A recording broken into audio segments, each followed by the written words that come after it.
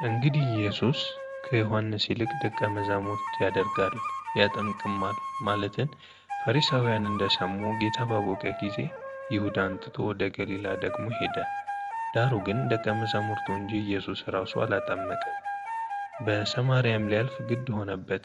ስለዚህ ያዕቆብ ለልጁ ለዮሴፍ በሰጠው ስፍራ አጠገብ ወደምትሆን ሲካር ወደምትባል የሰማርያ ከተማ መጣ። በዚያም የያዕቆብ ጉድጓድ ነበረ። እሱም መንገድ ከመሄድ ደክሞ በጉድጓድ አጠገብ እንዲህ ተቀመጠ። ጊዜውም 6 ሰዓት ያህል ነበር። ከሰማርያ አንዲት ሴት ውሃ ልትቀዳ መጣች። ኢየሱስም ውሃ ጠጪኝ አላት። ደቀ መዛሙርቱ ምግብ ሊገዙ ወደ ከተማ ሄደው ነበርና። ስለዚህ ሳምራዊቲቱ አንተ የይሁዳ ሰው ስትሆን ሳምራዊ ሴት ከመሆን ከእኔ መጠጥ እንዴት ትለምናለህ? አለችው። አይሁድ ከሳምራውያን ጋር አይተባበሩም ነበርና። ኢየሱስ መልሶ እግዚአብሔርን ስጦታና ውሃ ጠጭኝ የሚልሽ ማን መሆኑንስ ብታውቂ አንቺ ትለምኚው ነበርሽ፣ የሕይወትንም ውሃ ይሰጥሽ ነበር አላት። ሴቲቱ ጌታ ሆይ መቅጃ የለህም፣ ጉድጓዱም ጥልቅ ነው። እንግዲህ የሕይወት ውሃ ከወዴት ታገኛለህ?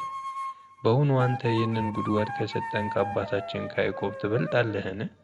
ራሱም ልጆቹም ከብቶቹም ከዚህ ጠጥተዋል አለችው። ኢየሱስም መልሶ ከዚህ ውሃ የሚጠጣ ሁሉ እንደገና ይጠማል። እኔ ከምሰጠው ውሃ የሚጠጣ ሁሉ ግን ለዘላለም አይጠማም።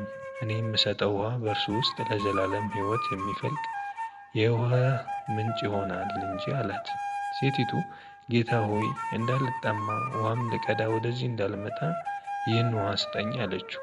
ኢየሱስም ሂጂና ባልሽን ጠርተሽ ወደዚህ ነይ አላት። ሴቲቱ መልሳ ባል የለኝም አለችው። ኢየሱስ ባል የለኝም በማለትሽ መልካም ተናገርሽ። 5 ባሎች ነበሩሽና አሁን ከአንቺ ጋር ያለው ባልሽ አይደለም።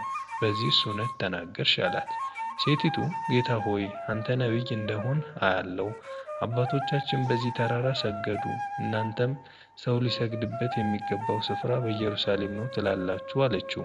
ኢየሱስም እንዲህ አላት፣ አንቺ ሴት እመኚኝ፣ በዚህ ተራራ ወይም በኢየሩሳሌም ለአብ የማትሰግዱበት ጊዜ ይመጣል። እናንተ ስለማታውቁ ትሰግዳላችሁ፣ እኛ መዳንን ከአይሁድ ነውና ለምናውቀው እንሰግዳለን። ነገር ግን በእውነት የሚሰግዱ ለአብ በመንፈስና በእውነት የሚሰግዱ ጊዜ ይመጣል፣ አሁንም ሆኗል። አብ ሊሰግዱለት እንደ እነዚህ ያሉትን ይሻልና። እግዚአብሔር መንፈስ ነው፣ የሚሰግዱለትም በመንፈስ በእውነት ሊሰግዱለት ያስፈልጋቸዋል። ሴቲቱ ክርስቶስ የሚባል መሲህ እንዲመጣ አውቃለሁ፣ እርሱ ሲመጣ ሁሉን ይነግረናል አለችው። ኢየሱስ የምናገርሽ እኔ እርሱ ነኝ አላት። በዚያም ጊዜ ደቀ መዛሙርቱ መጡና ከሴት ጋር በመነጋገሩ ተደነቁ። ነገር ግን ምን ትፈልጊያለሽ ወይም ስለምን ታናግራታለህ ያለ ማንም አልነበረም። ሴቲቱም እንስራዋን ትታ ወደ ከተማ ሄደች። ለሰዎችም ያደረግሁትን ሁሉ የነገረኝ ሰው ኑና እዩ፣ እንጃ የእርሱ ክርስቶስ ይሆንን አለች። ከከተማ ወጥተው ወደ እርሱ ይመጡ ነበር። ይህም ሲሆን ሳለ ደቀ መዛሙርቱ መምህር ሆይ ብለው ለመኑት። እርሱ ግን እናንተ የማታውቁት የምበላው መብል ለእኔ አለኝ አላቸው። ስለዚህ ደቀ መዛሙርቱ የሚበላው አንዳች ሰው አምጥቶለት ይሆንን ተባባሉ። ኢየሱስም እንዲህ አላቸው፣ የእኔስ መብል የላከኝን ፈቃድ አደርግ ዘንድ ሥራውንም እፈጽም ዘንድ ነው። እናንተ ገና 4 ወር ቀርቷል፣ መከርም ይመጣል ትሉ የለምን? እነሆ እላችኋለሁ፣ ዓይናችሁን አንሱ፣ አዝመራውም አሁን እንደነጣ እርሻውን ተመልከቱ። የሚያጭድ ደመወዝን ይቀበላል፣ የሚዘራና የማጭድም አብረው ደስ እንዲላቸው ለዘላለም ሕይወት ፍሬን ይሰበስባል። አንዱ ይዘራል፣ አንዱ ያጭዳል የሚለውን ቃል በዚህ እውነት ሆኗልና። እኔም እናንተ ያልደከማችሁበትን ታጭዱ ዘንድ ሰደድኋችሁ። ሌሎች ደከሙ፣ እናንተም በድካማችሁ ገባችሁ። ሴቲቱም ያደረግኩትን ሁሉ ነገረኝ ብላ ስለመሰከረችው ቃል ከዚያች ከተማ የሰማርያ ሰዎች ብዙ አመኑበት። የሰማርያ ሰዎችም ወደ እርሱ በመጡ ጊዜ በእነርሱ ዘንድ እንዲኖር ለመኑት። በዚያም 2 ቀን ያህል ኖረ። ስለ ቃሉ ከፊተኞች ይልቅ ብዙ ሰዎች አመኑ።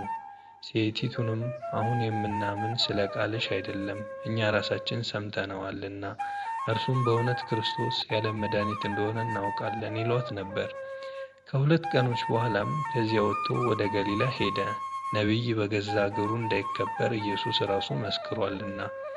ወደ ገሊላም በመጣ ጊዜ የገሊላ ሰዎች ራሳቸው ደግሞ ለበዓል መጥተው ነበርና በበዓል በኢየሩሳሌም ያደረገውን ሁሉ ስላዩ ተቀበሉት።